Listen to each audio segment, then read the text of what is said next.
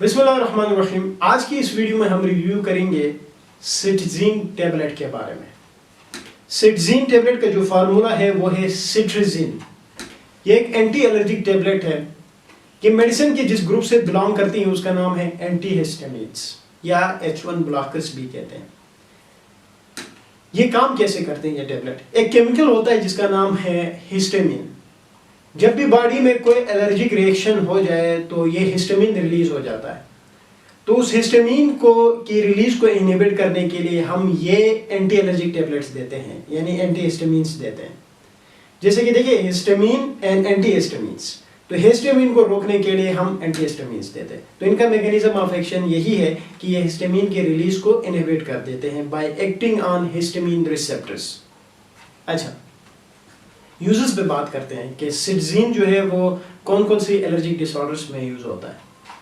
اچھا، جتنی بھی الرجک ڈس آرڈرز ہے، اسپیشلی اگر ہم بات کریں تو الرجک رائنائٹس جو ہے، جو نزلہ زکام والی جو الرجی ہے، اس میں اس کو استعمال کیا جاتا ہے، چاہے وہ سیزنل ہے یا پرینیل ہے. دیکھیے سیزنل اور پرینیل نام سے ظاہر ہے، سیزنل ایسی ٹائپ ہے الرجک رائنائٹس کی جو کہ خاص سیزن کے اندر ہوتی ہے، ٹھیک ہے. جبکہ پرینیل ایسی ٹائپ ہے الرجک رائنائٹس کی جو کہ تھرو آؤٹ دی ایئر رہتی ہے، پورا سال رہتی ہے. اب الرجک رائنائٹس کی علامات کون کون سے ہوتے ہیں؟ کسی کو بار بار ناک سے پانی آنا، بار بار چھینکیں آنا، ناک کا بند رہنا، آنکھوں میں پانی آنا، ناک کا جلنا جس کو رنی نوز کہا جاتا ہے، یہ سارے علامات ہیں الرجک رائنائٹس کے. ان سارے علامات میں سے کوئی بھی مسئلہ ہو تو ہم سٹزین جو ہے وہ یوز کرتے ہیں. اس کے علاوہ اگر سکن الرجی کی بات کریں تو اس میں ایگزیما ہے، پرورائٹس ہے، یوٹیکیریا ہے، ارٹیکیریا ہے.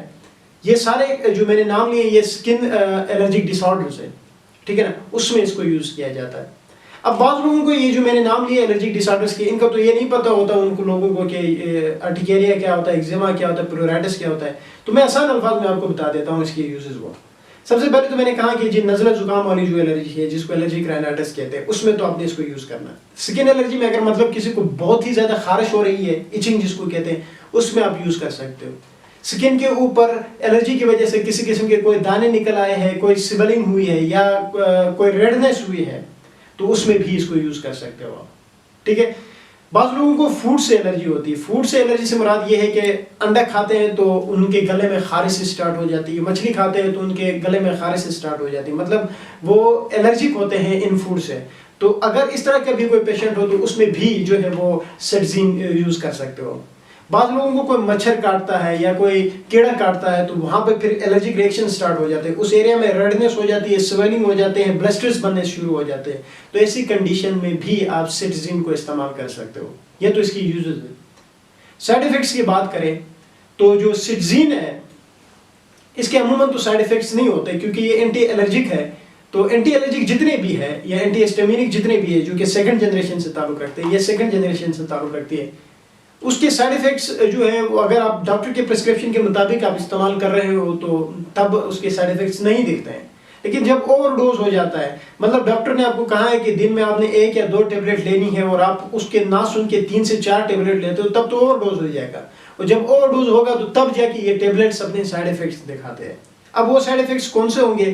تو جو پہلا سائیڈ ایفیکٹ ہے وہ ہے ڈرائی ماؤتھ.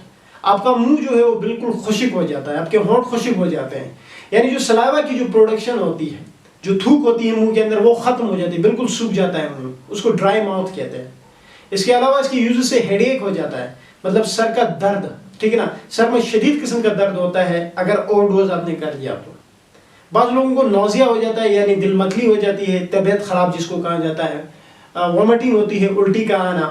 بعض لوگوں میں ڈائریا بھی ہو جاتا ہے، ٹھیک ہے نا. اور بعض لوگوں میں سلیپینس آ جاتی ہے، مینس کے اس کی یوز سے نیند آ جاتی ہے لوگوں کو. اب دیکھیں غلطی یہ ہو جاتی ہے لوگوں کو کہ ایک پیشنٹ ہے جو کہ یہ یوز کر رہا ہے، اس کو ڈائریا ہوا ہے، ٹھیک ہے. تو ڈائریا ہوا ہوتا ہے اور اوپر سے مزید پھر اس کو کہتے ہیں کہ آپ نے اس کو یوز کرنا ہے کیونکہ آپ کو الرجی ہے. چلو میں آپ کو تھوڑا اور آسان کر کے بتاتا ہوں. ایک پیشنٹ ہے جس کو ڈائریا ہو رہا ہے فار اینی ریزن، کہ کوئی بھی اور وجہ ہو سکتی ہے، کوئی ایبڈومینل ایشو ہے، اس سے ڈائریا ہوا ہے اور ساتھ ہی اس کو الرجک رائنائٹس ہوا، یعنی نزلہ زکام والی الرجی ہو گئی.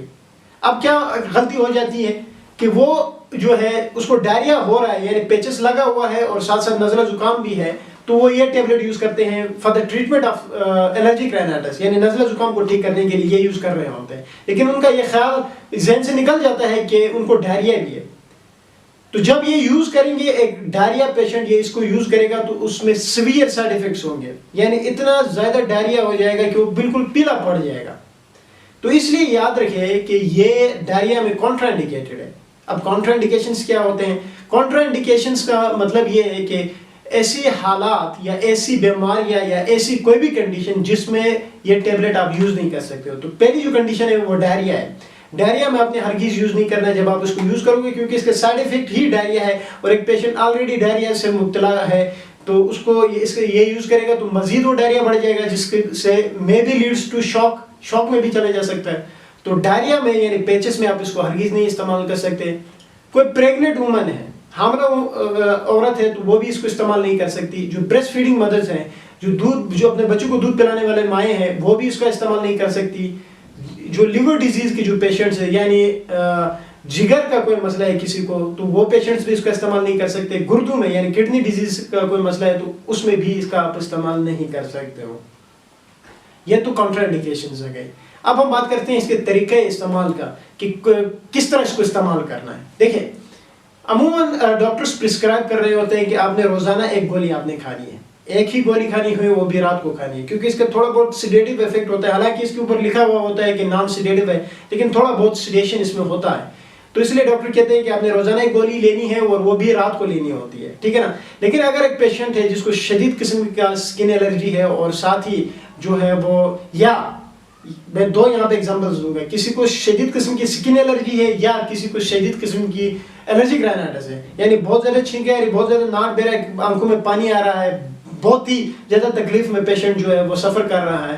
تو پھر ایسی کنڈیشن میں ڈاکٹر جو ہے وہ پرسکرائب کر رہے ہوتے ہیں کہ آپ نے روزانہ آپ 2 گولی لے لو، ٹھیک ہے نا، 2 ٹیبلٹس آپ نے روزانہ لینی ہے. تو تب اتنا کوئی مسئلہ نہیں ہوتا. So that's all about citizen. Thank you.